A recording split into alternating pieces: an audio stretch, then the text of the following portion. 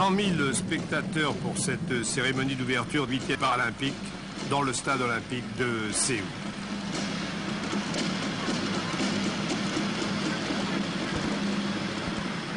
« 3200 participants, dont 193 Allemands, 376 Américains, 242 Britanniques. Les Soviétiques sont présents pour la première fois. 65 nations représentées.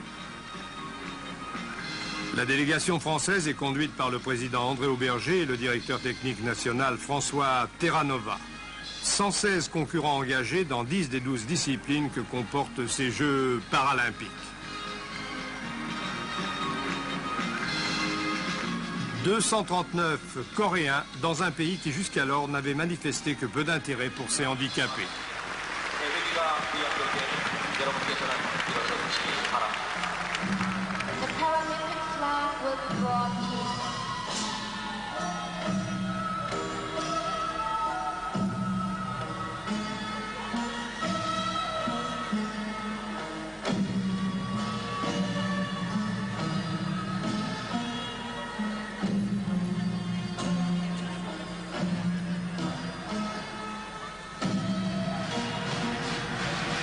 Symbole, les deux forces cosmiques, le yin et le yang, s'affrontent avant de devenir un ensemble harmonieux.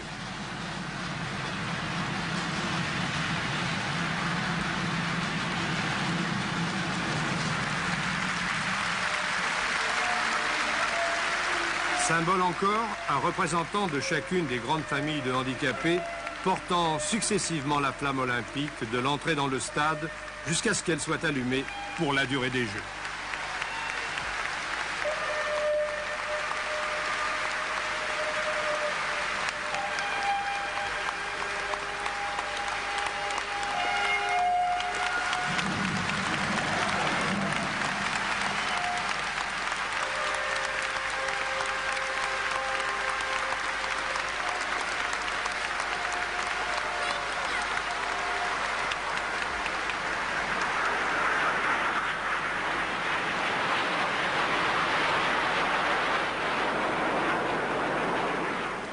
Il revient à Mustapha Badid, vainqueur sur cette même piste du 1500 mètres olympique, l'honneur d'ouvrir les Jeux paralympiques. Première distance, le 5000 mètres. Ce qui s'est passé, c'est que j'ai pris 5 mètres tout de suite. Alors je me suis dit, Moust a 5 mètres d'avance. Pour le moment, ils ne peuvent pas être derrière toi. Et pour le moment, ils sont obligés de travailler s'ils veulent revenir. Alors j'ai joué au bluff. Je me suis dit, tiens, je vais continuer à accélérer. Musculairement, c'était très très dur.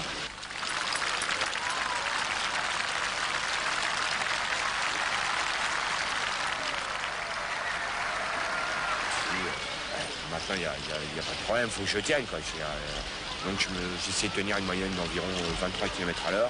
Et je me suis dit à ce niveau-là, bon, s'ils ont 100 mètres de retard, il faudrait qu'ils tiennent une moyenne de 25-26.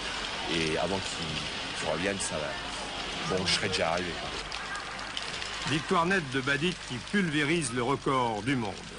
Cérémonial identique. Et première médaille d'or pour Badid, engagé dans 5 épreuves. Mustapha Badid a mis la barre très haut à Séoul. Il vise en effet 5 médailles d'or.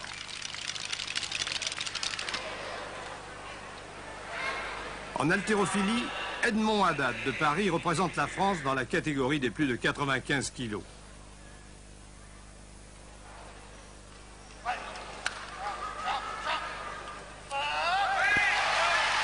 Avec 222 kg 500, Edmond Haddad est médaille de bronze sous le regard d'un juge intéressé, François Terranova. La France en haltérophilie compte 2 médailles d'or et 3 de bronze.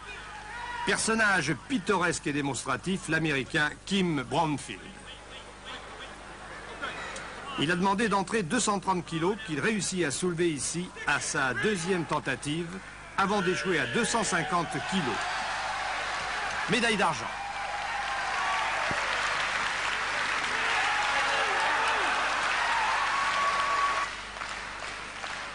Vedette de la spécialité, le Suédois Bengt Lindberg, un gaillard de plus de 136 kg. Pour intimider l'adversaire, il fait afficher 270 kg au départ, avant de démarrer à 250 kg ici.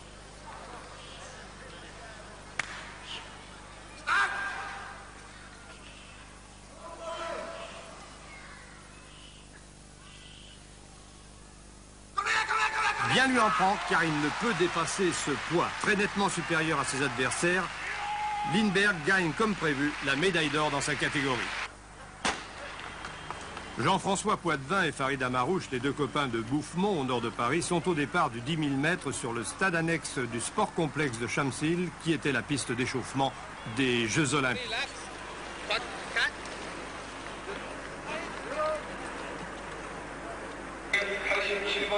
Deux larrons, difficiles à prendre en défaut dans une course tactique rondement menée.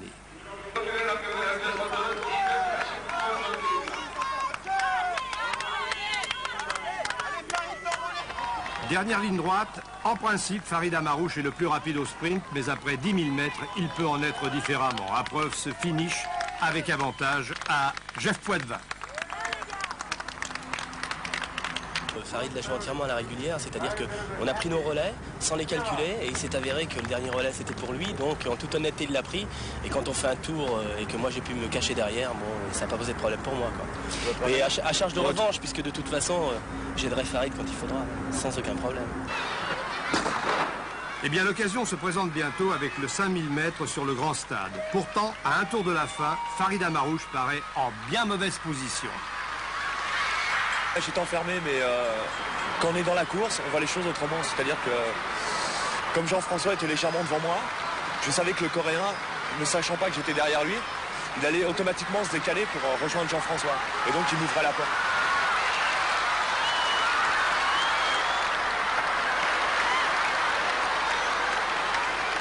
C'est un coup de chance, mais bon, je pense que je passais. Et je suis passé. Sur le podium, les mêmes donc, dans l'ordre inverse. Dans la superbe piscine olympique du sport complexe, Isabelle Duranceau de Saintes représente la natation française ici, aux 100 mètres papillon. Il y a pour la seule natation près de 900 nageurs engagés dans d'innombrables catégories ou classes. 771 médailles sont distribuées, dont 258 en or. La plupart des compétiteurs participant à plusieurs épreuves. Il y a donc dans cette spécialité, comme en athlétisme d'ailleurs, d'amples moissons. Dans ce 100 mètres papillon féminin, Isabelle Duranceau, assez nettement distancée pour les deux premières places, gagne la médaille de bronze.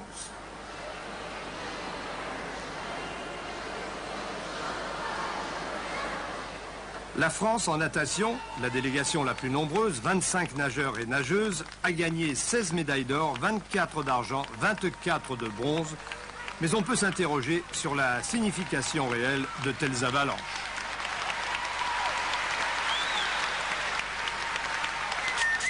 André Auberger m'en avait informé, l'ambiance est dans ces rencontres particulièrement joyeuse. Mais avec 732 compétitions, 2196 médailles attribuées pour 3200 engagés, on peut, dans l'état actuel des choses, s'interroger. Véritable Paralympics ou Jamboree des handisports? Retour au stade avec Michel Pavon de Blanzy et Paul Collet d'Antony au départ de la finale du 5000 mètres réservée aux malvoyants, 2 des 20 Français engagés dans les épreuves d'athlétisme.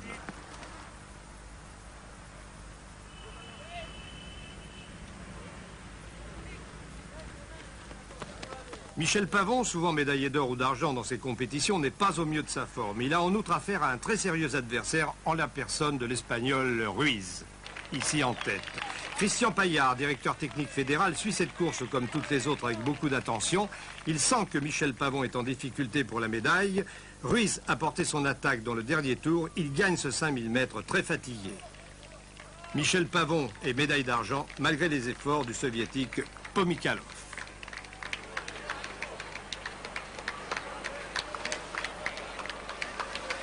T'as largué facile. Hein. Ouais, non, mais j'ai pas de jambes, j'ai. Ouais. Du tournant, t'as commencé à larguer et tout.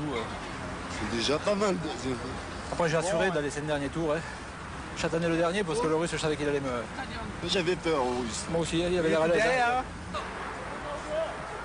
Valérie de Condé de Garches est au départ de la finale du 400 mètres. C'est surtout une spécialiste du 100 mètres. Et à l'entrée de la dernière ligne droite, rien n'est joué. À la lutte avec la Britannique Karen Davidson et la Hollandaise Debbie Van Nuys, elle est servie par sa pointe de vitesse. Elle donne à la France une nouvelle médaille d'or. Après avoir été médaille d'argent aux 100 mètres et aux 200 mètres, elle bat le record du monde.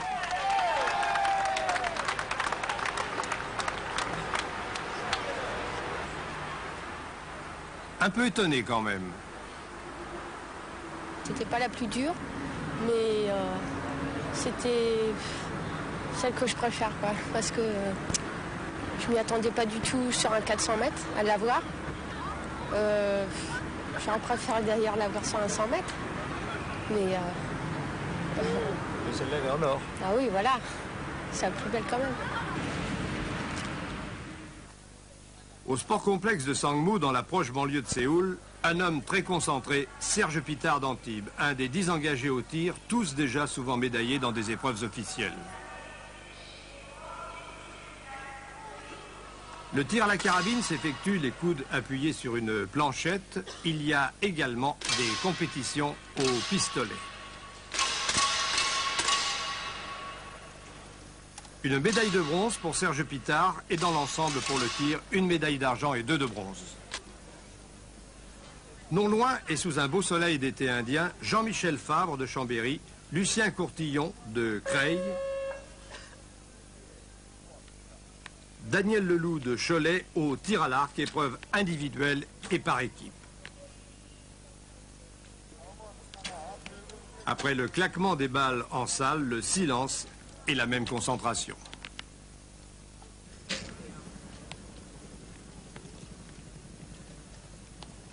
Courtillon se classe 10e, Favre 13e et Leloup 16e.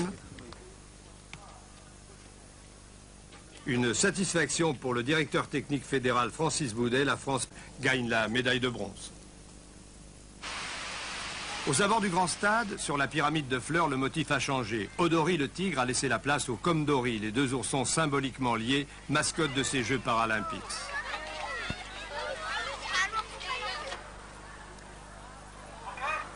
Patrick Segal, malgré toute sa volonté, ne peut passer le cap des séries, ici, celle du 400 mètres.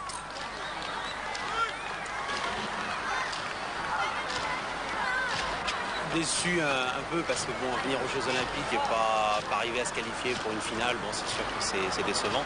Cela dit, le niveau a énormément progressé. Je crois qu'il y a eu un progrès fantastique de fait qui est dû à plusieurs facteurs. Un entraînement beaucoup plus poussé, une espèce de professionnalisme dans le sport en fauteuil, ce qui est une très bonne chose, puis un matériel très élaboré. Bon, c'est vrai, j'ai 40 ans et à 40 ans, on va plus vers des courses de fond, 5000, 10 000 et marathon que sur les sprints. Mais bon, j'ai encore 40 ans devant moi pour faire un bon marathonien. Souvent à 40 ans, on s'arrête aussi, non? Souvent, on s'arrête. Moi, je vais continuer à mon niveau et puis les sélections, il y aura sélection, il n'y aura pas sélection, ça n'a aucune importance. Je crois que ce qui compte, c'est de donner le maximum, se faire plaisir. Au saut en hauteur, dans la catégorie des malvoyants, l'Allemand de l'Ouest, Anquil, tente de s'opposer au Soviétique Kalamikov. Il passe ici 1,78 m, mais il va échouer à 1,81 m, gagnant tout de même la médaille d'argent. Anquil laisse Kalamikov seul pour la médaille d'or. Kalamikov passe 1,81 m, mais il échouera à 1,84 m.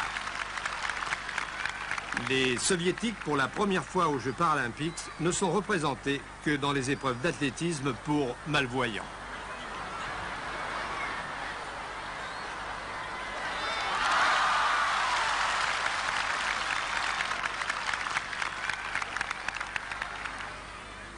Claude Jaillet de Marseille au javelot, ici, une spécialité dominée par l'Allemand Binberg.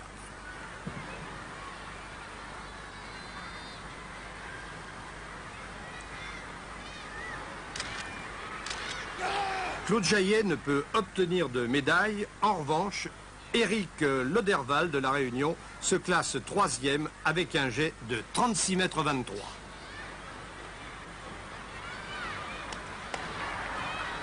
L'Allemand de l'Ouest Mimberg, le voici. Dès le premier jet, il a montré sa supériorité.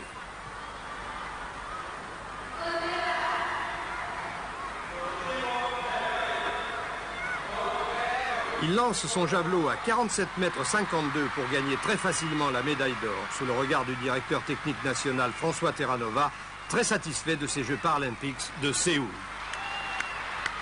Globalement, une impression particulièrement positive, car pour la première fois, nous nous sommes trouvés confrontés à un triptyque qui n'a jamais existé avant, des Jeux dans le même pays, la Corée du Sud, dans la même ville, Séoul, sur les mêmes installations. Ça n'est jamais arrivé depuis 1960, depuis les premiers Paralympiques. Et je crois que ça, c'est absolument extraordinaire, il faut le dire. Dans cette très belle salle omnisport de l'Olympic Park, où furent disputées les épreuves de gymnastique des Jeux Olympiques, la France a 15 représentants en tennis de table. Bernadette Darvan de Choisy a un jeu prudent, défensif, serré, patient, qui incite à la faute.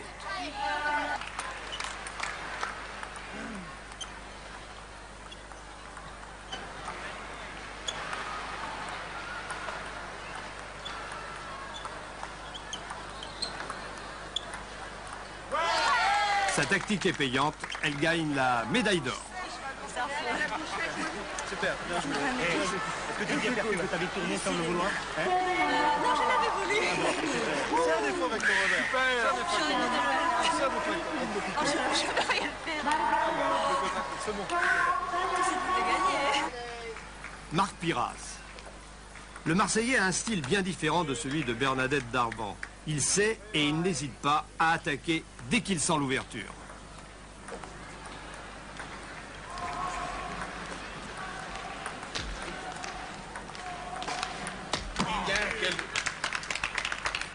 En tennis de table, les Français gagnent 11 médailles, dont 5 d'or, 4 d'argent et 2 de bronze.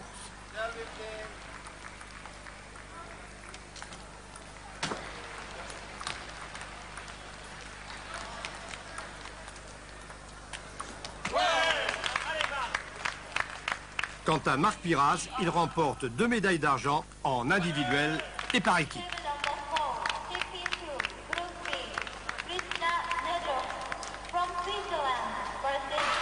Les Pom-Pom Girls, curieusement présentées par les associations chrétiennes de Séoul, sont une des attractions de ces Paralympics. Elles sont présentes à toutes les épreuves et suivent ici Farida Marouche, qui gagne une nouvelle médaille d'or aux 400 mètres en établissant un nouveau record du monde.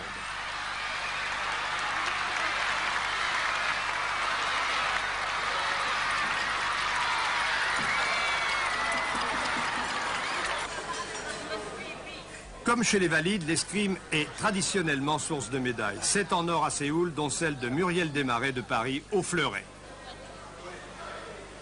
J'étais championne olympique en 84, individuelle et par équipe. J'étais également championne d'Europe, championne du monde, championne de France. J'ai tous les titres au fleuret.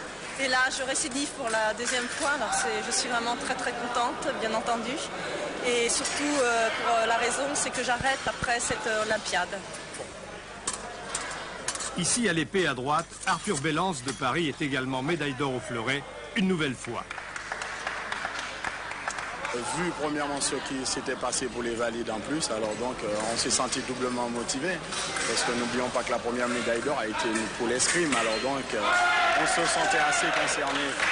Mais ici, il faut dire qu'il y a eu beaucoup plus de gens de pays de représentés et il y a eu beaucoup plus de tireurs. Et le niveau aussi, il a énormément évolué. Et c'est vrai que j'ai eu beaucoup de difficultés puisque je l'ai gagné, comme vous le savez, en barrage. Également de Paris, Robert Citerne. Il était déjà vainqueur aux Paralympiques de 1984 à l'épée. Malgré une opposition en très nette progression, il réussit à ajouter une nouvelle médaille d'or à son palmarès. Alors une médaille un peu inattendue pour vous? Ah, tout à fait. Je pensais même pas faire... Enfin, je pensais faire au moins la médaille de bronze à l'épée. J'étais même pas prétentieux. Je me suis dit, bon, une médaille de bronze, ça sera très très bien. Je serais très content de la faire. Et en fait, je suis allé jusqu'à la médaille d'or. C'est très très bien. C'est quelque chose d'extraordinaire pour moi.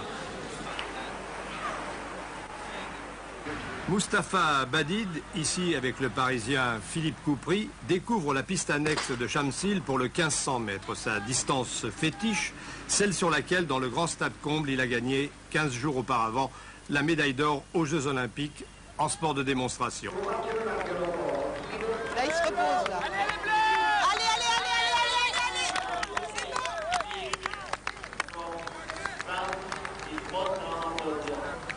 Les copains sont là pour le soutenir, l'ambiance est sereine dans le clan français.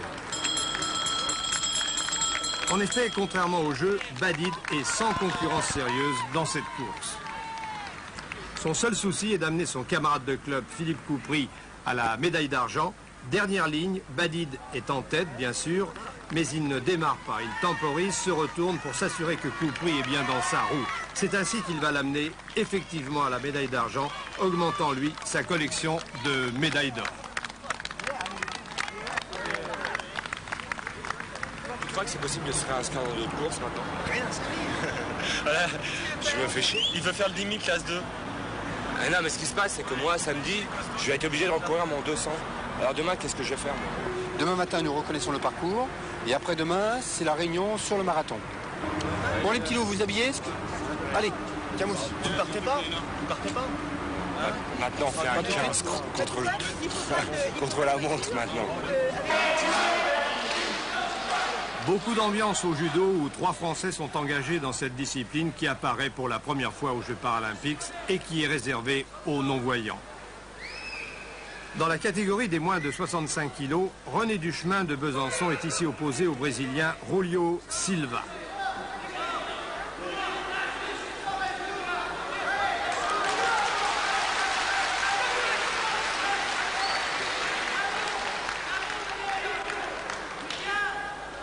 Immobilisation en bonne voie de réalisation pour René Duchemin.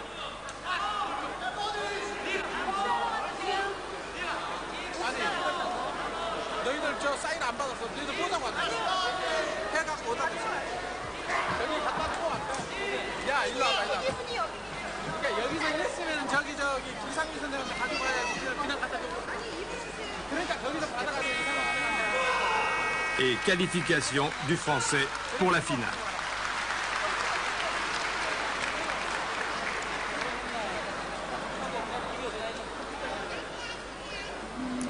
Infatigables les pom-pom ladies, quel que soit le site, mais ici, elles font dans l'exercice cadencé mais silencieux. Bruno Flagel, à gauche de Paris, affronte en demi-finale dans la catégorie des moins de 71 kilos le japonais Norio Kato. Cérémonial classique, on se salue courtoisement avant de se secouer vigoureusement.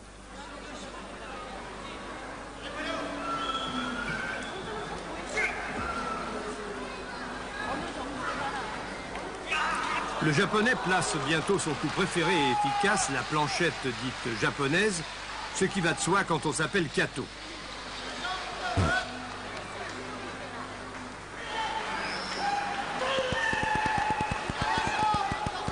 Il n'y a plus qu'à maintenir au sol l'adversaire jusqu'au coup de klaxon libérateur, malgré les efforts de Bruno Flagel.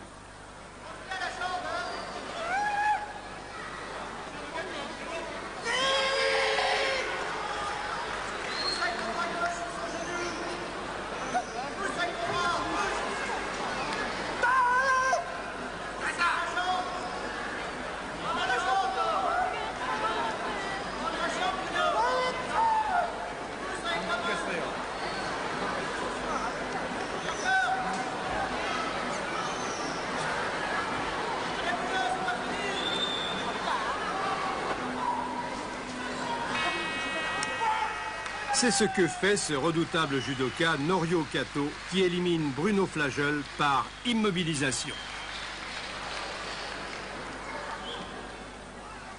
Monsieur Rotéou, président de la République et madame, sont venus assister aux épreuves de judo. Il suit ainsi le combat qui...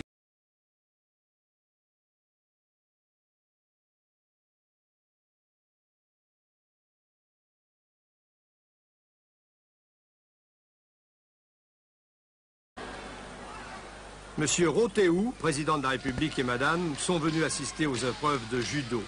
Il suit ainsi le combat qui oppose en demi-finale le Toulousain Daniel Fourcade, à gauche, au Britannique David Hurst, un adversaire difficile, de qualité.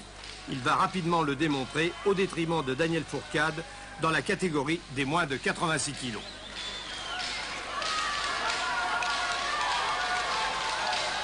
C'est bref, cela s'appelle Ippon. Et il n'en faut pas plus pour mettre fin au combat.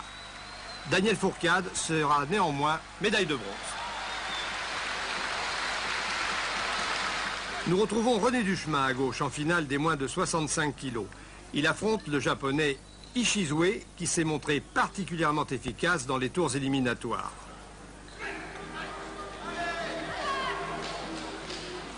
Les matchs sont d'un très beau niveau car les judokas non-voyants s'entraînent dans leur salle avec les champions valides.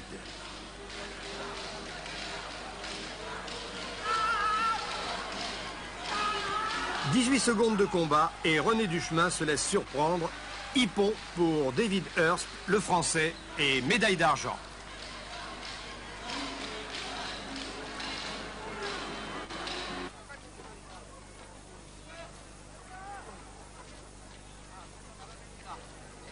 Battu sur 100 mètres à cause d'un mauvais départ, Mustapha Badid n'envisage pas la même erreur sur 200 mètres.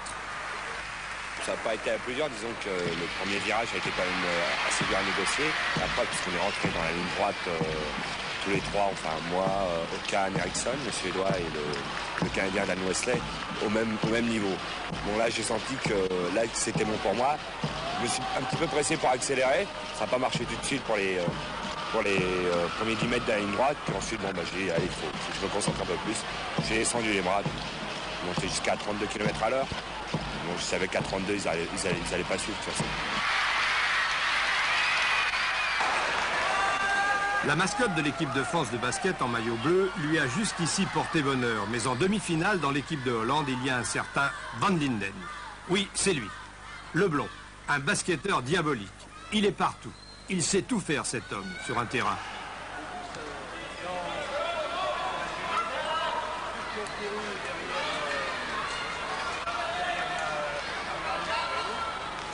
Même marquer des paniers.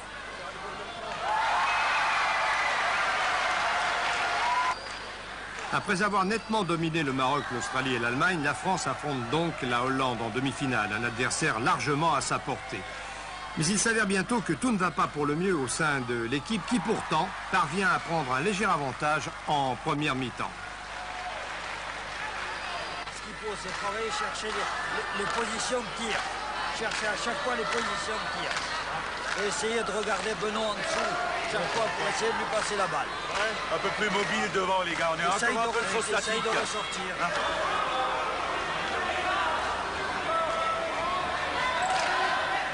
Le citoyen Van Linden est décidément infatigable. Il manœuvre son fauteuil avec une remarquable dextérité et fait la différence dès qu'il est dans le jeu. Les Français, déjà hésitants à tirer, se montrent assez maladroits lorsqu'ils se décident. Les Hollandais, en revanche, sont plus vifs dans la récupération des ballons et plus prompts dans la contre-attaque. Ils portent ici leur avantage à 7 points.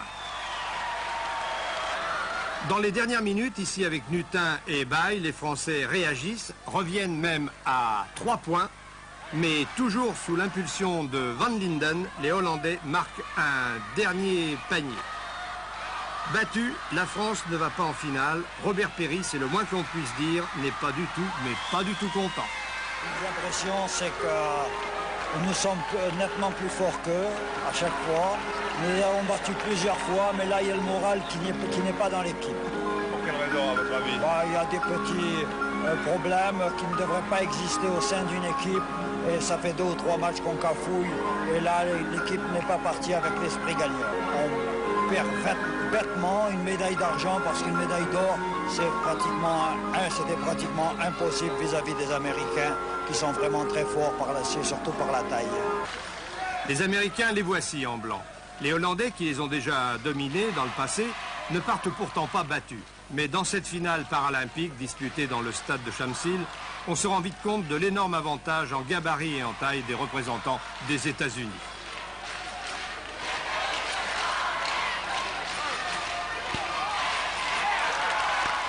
Les Français, qui ont tout de même battu les Allemands pour la médaille de bronze, suivent moroses cette finale à laquelle ils auraient dû logiquement participer. Van Linden est toujours aussi étonnant, mais les Hollandais sont dominés en taille, je vous l'ai dit, par leurs adversaires, qui pratiquent un jeu aérien avec en pivot le numéro 13.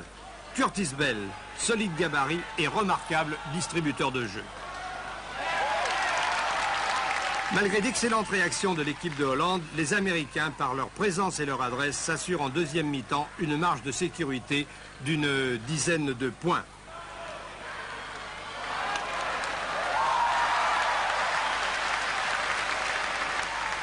Curtis Bell, impressionnant ici, paraît en mesure de faire la décision à lui tout seul.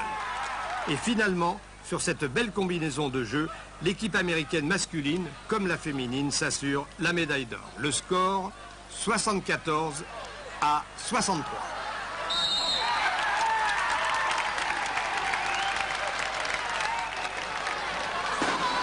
Farida Marouche, qui a déjà gagné le 5000 mètres, le 1500 mètres devant Jean-François Poitvin et le 400 mètres, vise ici une 4e médaille d'or dans le 800 mètres.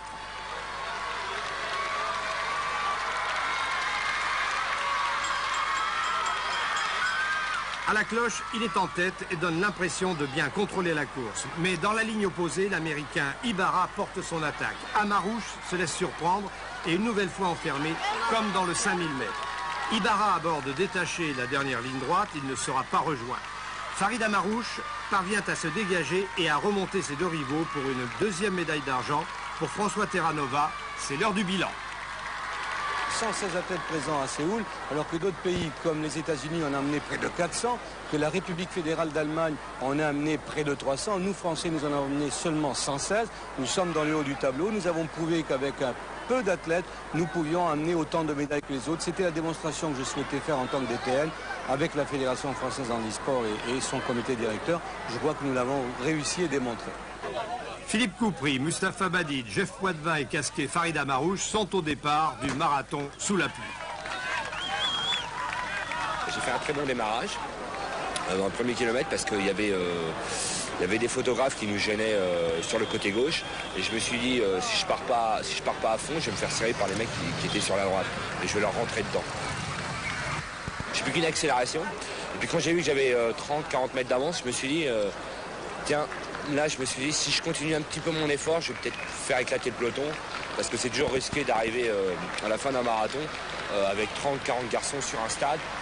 Là, on ne sait jamais ce qui va arriver. Je veux dire, ça peut être n'importe qui, même le moins bon qui peut gagner au sprint. J'ai tenu comme ça 7 km. Je me suis dit, il y a un moment, bon là ça va. Je vais rentrer dans le peloton, puis je vais essayer de récupérer un petit peu. 33e, on était plus que 5. J'ai dit, bon, ça y est, Mousse, ça fait ton job. Là, je me suis dit, c'est fantastique. Je me suis dit, j'ai pas trop d'entraînement là-dessus. Ça fait 2 mois que j'ai pas fait un marathon, que j'ai pas d'entraînement. C'est fantastique. Puis à un moment, on se retrouve 4. On se retrouve à 4, à 3 km d'avant. Je me suis dit, voilà, ça va encore de mieux en mieux. Et puis là, j'ai commencé à réfléchir à la victoire. On est rentré dans le stade. Philippe était derrière moi. On était tous les 4, donc 3 Français. Philippe derrière moi, Jean-François derrière Philippe. Et puis le Canadien en 4e position. Et puis, 250 mètres, 230 mètres. Je sais pas, là, j'ai senti quelque chose. Là, j'ai démarré. Parce qu'on était à une vitesse qui était très basse. Et je me suis dit, si je démarre le premier, je prends automatiquement 5 mètres, 2 mètres tout de suite. Et je me dis, sur la piste, je veux dire, c'est pas la route, c'est pas une ligne droite. Avec le virage, ils vont être freinés comme moi. Ils vont pas aller tellement plus vite que moi.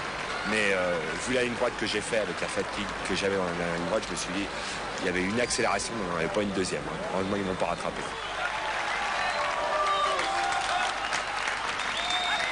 Quatre médailles d'or, mais un petit regret quand même, il en manque une. Ouais, il manque la médaille d'or du 100 mètres, mais enfin bon, je veux dire, on peut pas tout gagner. Puis, je vous avoue, je préfère gagner la médaille d'or du marathon que celle du 100 mètres. Alors, la plus belle, c'est celle du marathon ou c'est celle des Jeux? C'est celle des Jeux, ça sera toujours celle des Jeux. Ça sera toujours celle des Jeux. Dans la descente, j'étais derrière Paul, tellement il flottait, je voyais plus rien. Obligé de me décaler pour me nettoyer les yeux, puis c'est terminé, ils m'ont mis 10 mètres. Terminé. Ouais, je suis 4e, c'est sûr. Je suis 4e médaille. Ces trompettes sont bien celles de la renommée pour Mustapha Badid, vainqueur de la plus prestigieuse des épreuves en fauteuil, le marathon. Alors que Philippe Coupry est médaille d'argent dans sa catégorie, Mustapha Badid, avec 4 médailles d'or, est bien l'homme de Séoul.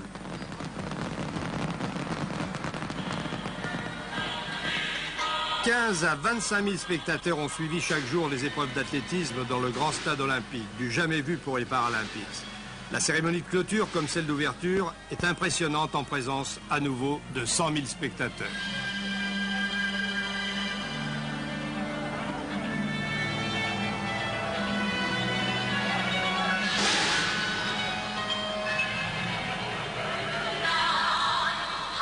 Le bilan des médailles, la première place aux États-Unis devant la Grande-Bretagne, la Corée, l'Allemagne et la France. Mais rappelons-le, la France ne participait pas dans toutes les disciplines.